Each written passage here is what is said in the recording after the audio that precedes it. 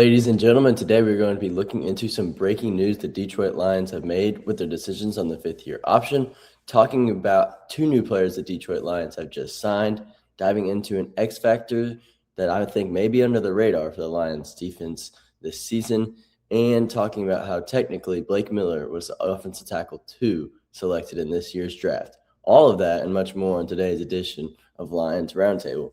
Make sure you like this video and subscribe to the channel. It's greatly appreciated. So let me show you this first. The Detroit Lions are picking up running back Jahmyr Gibbs' fifth-year option, but declining linebacker Jack Campbell's fifth-year option. What is the fifth-year option, you may be asking? It is basically an extra year added on to the rookie contract.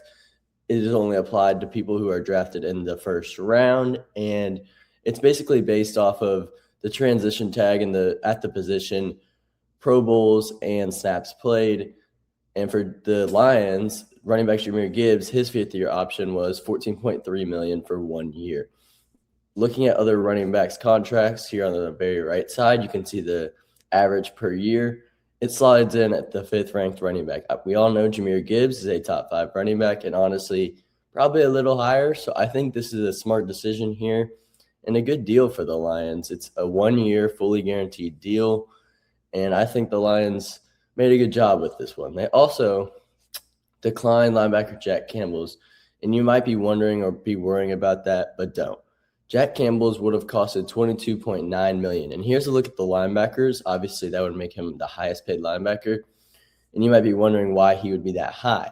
Well, linebackers and edge rushers are grouped together. It's a funny thing, and it's a weird thing, and I think the NFL needs to fix that because edge rush or defensive end is the highest paid position on the defense, and grouping that with linebackers is honestly just unfair for them.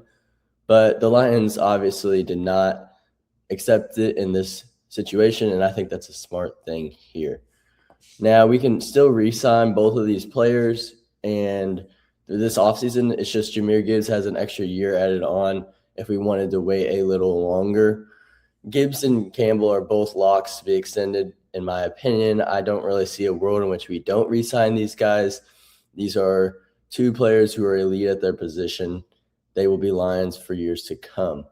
Now, the rest of that draft class is Sam Laporta, Brian Branch, and Colby Sorstel. Those three players are the only ones that are still on the roster, but obviously Brian Branch and Sam Laporta are big names and big guys, and they're expected to be signed. But we've talked about it this offseason, and I'll talk about it again a little bit. The Lions cannot re-sign every good player they have, every single superstar. Eventually, they're going to have to let one or two walk. And I think one of these two guys, unfortunately, might have to be that. As much as I want both of them back, and it sounds bad, but you can't pay everyone or else you're not going to be able to fill in your depth for the upcoming years. We've done a good job at re-signing the first couple of draft classes, but it's going to start getting to the point where we can't re-sign everyone. And if you want me to be honest, between those two, I would let Sam Laporta walk. Yes, he's a great tight end. He catches everything. He has a expanded route tree.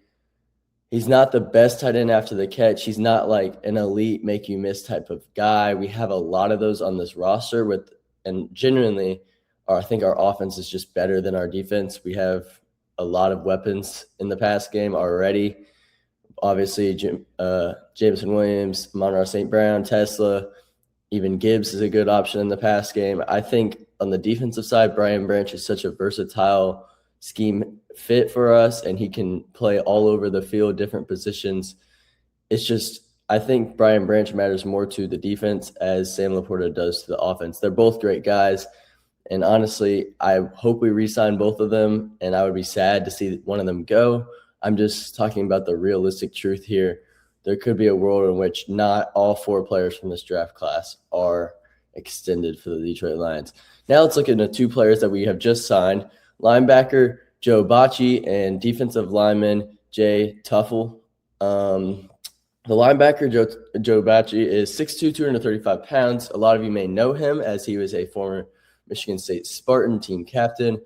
He's been in the league for 6 seasons now. He's appeared in 66 games and made 77 tackles. He's been on 4 different teams. And honestly, I just think this is a move where it's a depth move. The Lions have needed depth at the linebacker position after losing Alex Anzalone, and we've brought back some guys, but honestly, just going into training camp, we needed at least one more linebacker. And I also think the same thing with defensive tackle, which is what Tuffle is. He is 6'3", 305 pounds. He's been in 46 games, 7 starts, playing for the Jacksonville Jaguars, Cincinnati Bengals, and New York Jets most recently. 56 tackles and 3 TFLs. He's basically your bigger nose tackle, defensive tackle who's going to stop the run. He's not going to give you much pass rush upside at all. But I think this is a position that the Lions needed, and I hope that he can come in and be a solid piece for us, as we are very, very limited at that position. Next, let's talk about defensive tackle Tyleik Williams and his expectations for this year. We obviously let Roy Lopez walk, and DJ Reader is still a free agent. I would love if we brought him back, but I think there's a small possibility of that actually happening. We drafted Tyleik Williams as a guy with pass rush upside, and he had already had the run defense skills. He had a solid year last year, nothing special. You look at the stat sheet, you're not amazed, but he had a solid year. He played about 40% of the snaps. Yes, we had those 2 guys that obviously are not going to be on the team more than likely. So his snap count is going to increase a ton, and we need him to produce this season. He was a first-round pick. He has the talent to do so. He has to get better this offseason and come in and be a good defensive tackle for us. I think if he can do that and help us stop the run at a high level, that would be huge. We've added a lot of pass rush this offseason, and we've kind of shifted our focus towards that. But I think we still need to be a team that is good at stopping the run. And Tyleik Williams is going to start at the nose tackle position. And this also goes for Aleem McNeil. He's a little bit more pass rush heavy, but I think both these players are going to play huge roles in the Detroit Lions' defense of success this year. If they can both be good against the run, solid against the pass, I think there's no reason that this can't be a top 10 defense in the NFL. And I think it's very exciting, honestly. I think the Lions' offense is already set, and I think the offense is going to be elite. If the defense can come around, there's no reason this team can't get back into potential Super Bowl discussions and real, true contenders. Finally, let's talk about how both Francis Mauigoa and Caden Proctor have been officially announced to be playing guard for their rookie season. I think this is very interesting. Obviously, this means that the Lions drafted the offensive tackle 2. Yes, the Browns got Spencer Fano at 9, but we technically have the second highest offensive tackle, and we got it at pick 17.